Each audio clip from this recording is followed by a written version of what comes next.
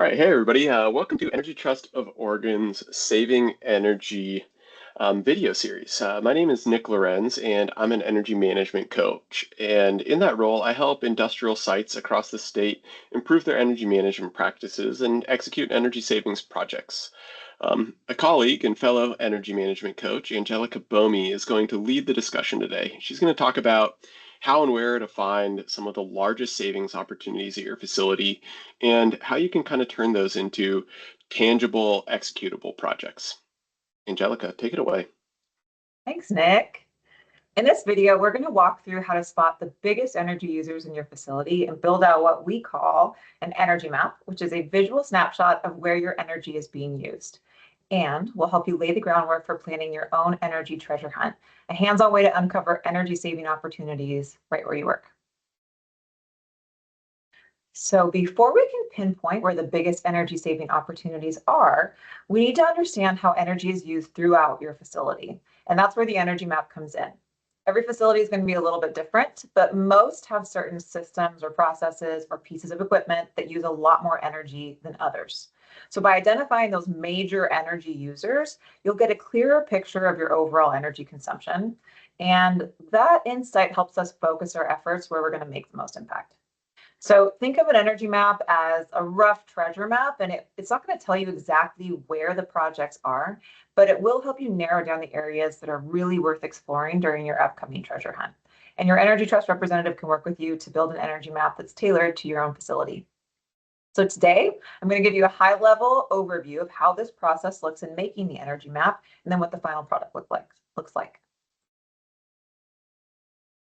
Here, we'll start with the completed energy map, and it's going to look different for facilities, but this is a snapshot. And we can see that at this particular example, we have energy consumption broken up into different areas, departments, and subsystems.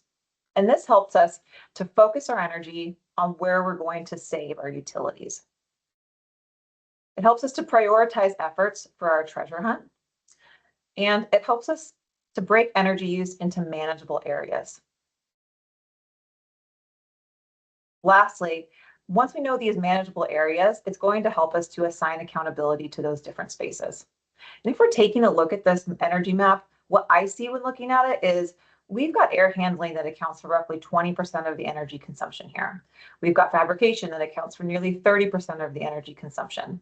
So these are our big energy using areas. And if we're thinking about fabrication and we're thinking about who works in this space, we might be able to assign accountability or draw in folks that work directly on that equipment or that manage that operation, and then get them more involved in the efforts.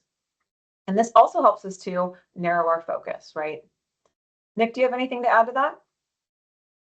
Yeah, I think one thing that I see is, between the air handling, the fabrication, and then it looks like line one and line two, we're at what, over 75% of your facility's total power consumption. And just looking at those areas are going to be where we're going to find probably the largest opportunities. So that's where we're likely going to spend most of our time hunting for those savings opportunities and those potential projects.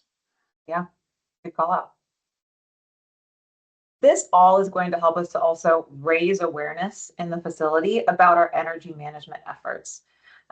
So this encompasses the entire facility, and hopefully folks can see how their energy efforts may be able to contribute to the broader picture. All right, so now let's discuss energy account centers, or EACs.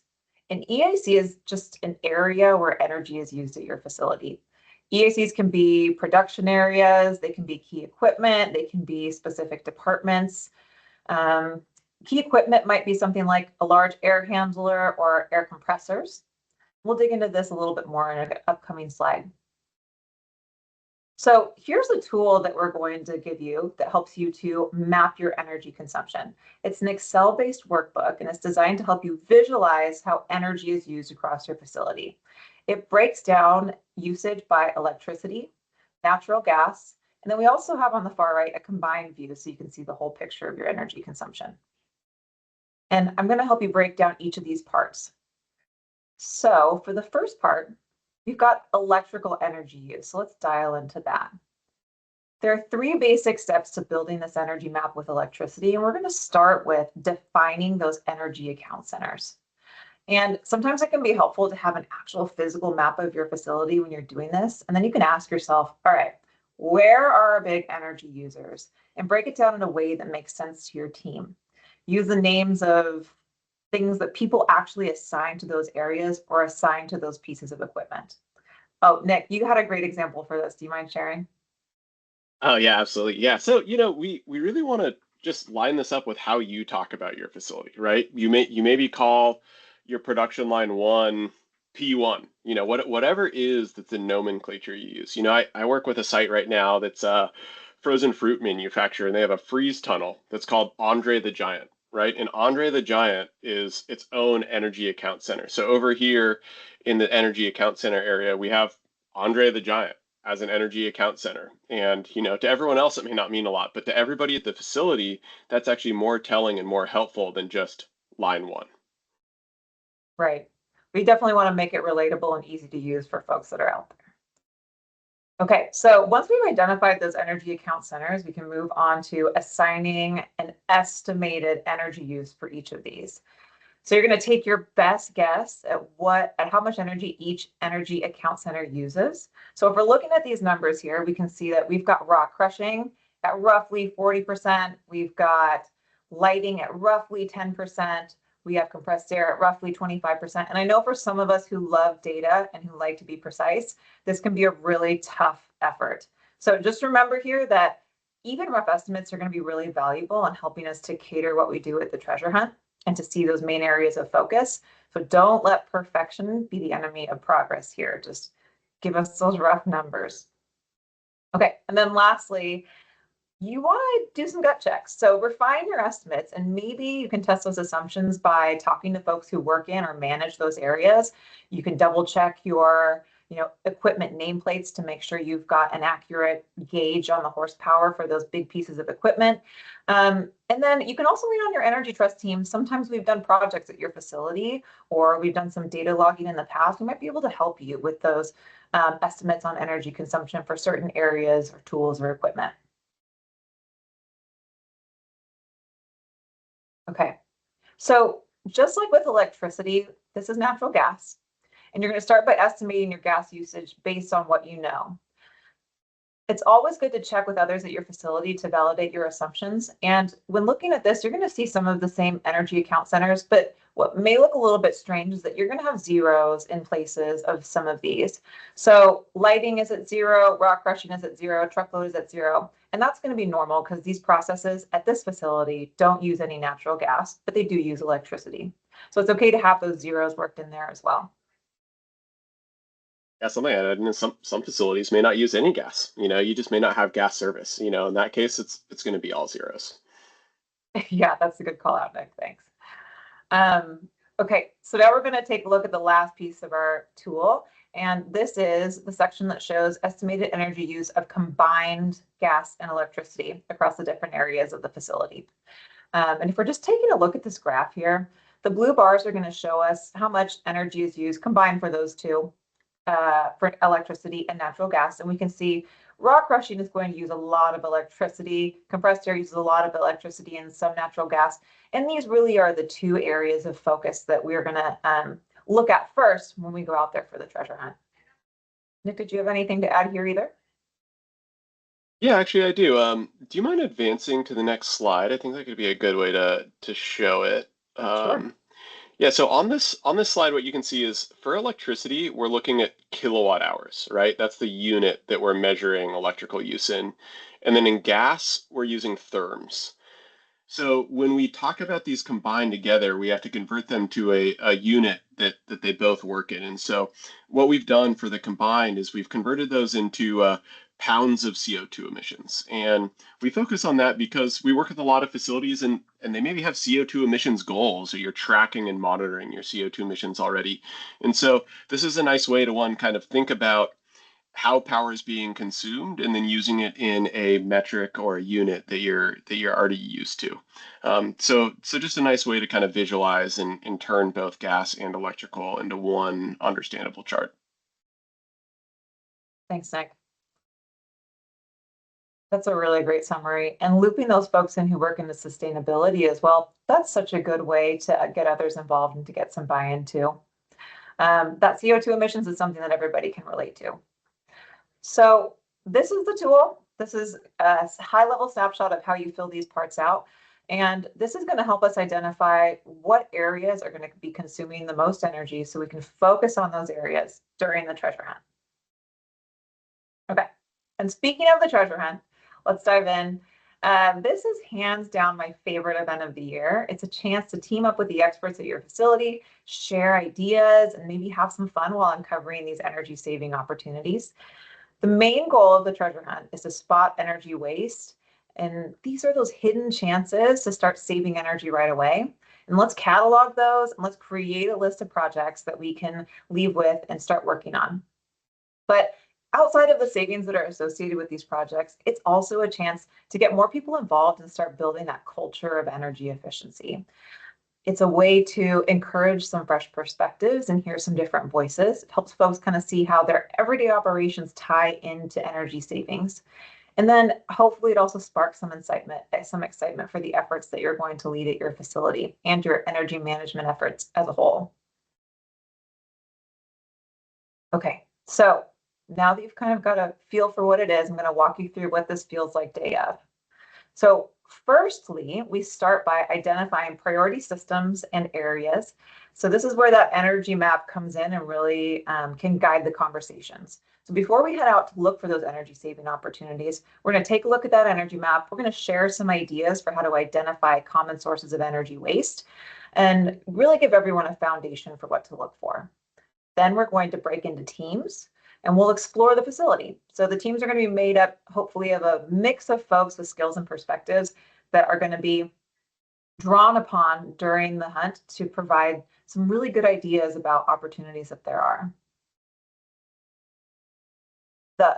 The treasure hunt itself, when we're walking the facility, generally takes about 1 to 2 hours.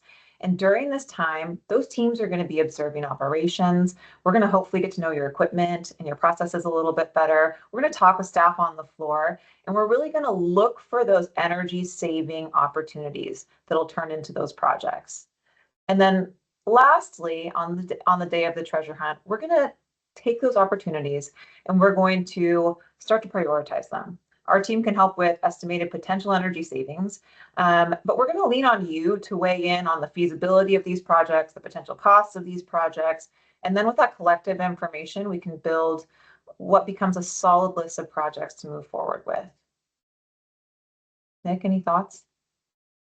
This is a great explanation. The treasure hunt's an amazing event because really it's about identifying projects, prioritizing them, and really kind of where the rubber hits the road of turning them into a tangible, organized list that we can start taking action on. And all this is wonderful. And what's even better is executing on those projects and starting to save money on your utility costs and get incentives from Energy Trust. That's right. Okay, so now that we've talked about what the treasure hunt looks like day of, we're going to take a look at how we actually find those energy saving opportunities. You've been walked through the 7 quick wins by Nick's video at this point. So we're going to just quickly review them. And if you want more details, you can refer back to that video. Firstly, turn it off, tune it up, fix the leaks, meet the load efficiently, question assumptions, do it right the first time, and make it a habit. So these are going to be common ways that we can use this lens to identify energy saving opportunities during a treasure hunt.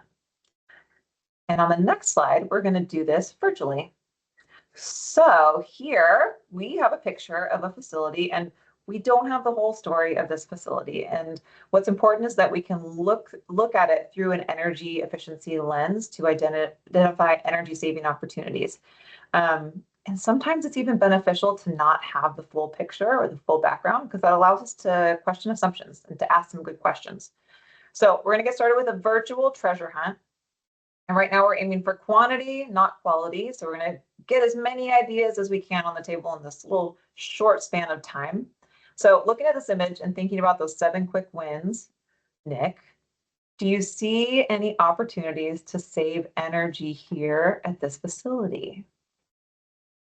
Oh, well, the first thing that stands out to me is these kind of huge skylights at the top of the building, and it looks like the lights are also on. And so, without any full answers here, there's also no one in that facility, right? So can the lights be just turned off? Could we add daylight sensors to the lights so they can adjust their brightness or just turn off entirely so we can utilize the natural light? So no full answer here, but more to learn and definitely some opportunity that can save some energy around the lights. Mhm. The next thing I see is this big row of motors, kind of on the bottom right of the picture, right? That's anywhere there's a motor, there's electricity being used, right? And that's a big series of motors. I don't know exactly how big they are. They may not be that massive. They may be a little older, so maybe they have an efficiency of around, I don't know, in the mid 80s, 85% or something like that. I wonder if there's an option to put VFDs on them, mitigate their runtime, or upgrade to high efficiency motors just so they're a higher efficiency, maybe going from 85 to 95% efficiency. But that may not save a lot. It kind of depends on the runtime and their size, if that's something to explore a little bit more. Yeah. Or maybe turn them off if their scheduling allows for that. Yeah, exactly. Yeah, those are kind of the first things that stand out to me. What else are you looking at here? Well, I'm noticing they've got a lot of duct work here. So I'm wondering if there's a static pressure that could be lower. So something that one of the operators might be able to help answer. And then there's generally going to be filters in systems like this. So could those be replaced, or are there PMs that kind of schedule replacements at an optimal time? I'm assuming, well, I guess I shouldn't assume, but I'm wondering if the space has HVAC or heating and cooling. And if it does, could this be optimized seasonally or, turned off or on depending on schedule? Could there be fans installed to help move the air from the top to the bottom? Let's see what else. Are there any? What's There's a that lot of is that a hose reel in the back? this red thing. Yeah. Oh yeah, good call. So they probably got compressed air, Nick, which would mean they've probably got some leaks. That's a good spot. Um, and we know that leaks can often pop up and they continue to pop up. And so those can be really great energy saving opportunities. Um, I think that's it that I see right now. Solid list. All right. So we have our list of projects from the virtual treasure hunt. Now let's take some time to prioritize those opportunities. So I'm going to explain the graph real quick. And on the bottom of our graph, we've got energy savings going from low to high at the bottom. And then on our vertical graph, we've got effort and or cost associated with the project, starting with low at the bottom and then going to high at the top here. So this means in the center of our graph is how we're going to prioritize our projects into these four categories. Quick wins being low effort and or low cost, low effort and or cost and or low energy savings. And then low priority being low energy savings, but maybe a higher effort or cost associated with doing the project. Strategic is going to be high effort and cost potentially, but maybe a higher energy savings. And then gems, this is the space we love to live in right here, are going to have higher energy savings and typically don't have a huge effort or cost associated with completing those projects. So we've pulled out 4 of the projects that we talked about in that virtual treasure hunt, and we're going to see kind of where these would land in a prioritization if we're going to place them on this value graph. First, upgrade to high efficiency motors. This may have a good amount of cost associated with it if we're doing those upgrades. And depending on the motor, it may not have a huge energy savings. So we're going to put this in low priority for now. We've also got install exhaust fan, VFD. This is typically going to be a capital purchase, and it may have a good amount of energy savings, but it also may have a good amount of effort and or cost. So that falls into strategic and would probably need some more thought on whether or not your facility is able to implement it. We've got compressed air leak repair. As I kind of mentioned on the earlier slide, this is a great way to save energy. Compressed air takes a lot of energy to create, and if you've got a good amount of leaks, that can really be some high energy savings, and typically doesn't have a huge amount of effort or cost associated with fixing at least the lower hanging fruit leaks, right? And then we've got re-enable daylight sensors. So this may be something that has a low energy savings, but also maybe isn't too hard to do in terms of effort or cost. Maybe lean on that light that you have from the skylights during midday and be able to dim those indoor lights as a result. Nick, do you have anything to add here? No, I think these are all great examples and really start to show how value graphing connects with the overall treasure hunt and kind of leads us to an organized project list. Yep. Way to cue me up there, Nick. Okay, now that we've got a organized, prioritized project list, we're able to have some different options for how to view that project list. So one option is going to be an online platform called Gazebo, which is shown in this image here. And the other option is an Excel workbook that you can use to track pretty much the same information. So in both, you're going to be able to record project status, and that means whether it's open or in progress, completed, on hold, canceled. You're able to assign project owners, so we know who's going to be responsible for those projects, and create project due dates, have a nice timeline. And for projects that we have details for, our team is able to add savings potentials in terms of kilowatt hours, therms, or cost associated, or emission savings. And then, of course, in both platforms, you can also track that project status moving forward.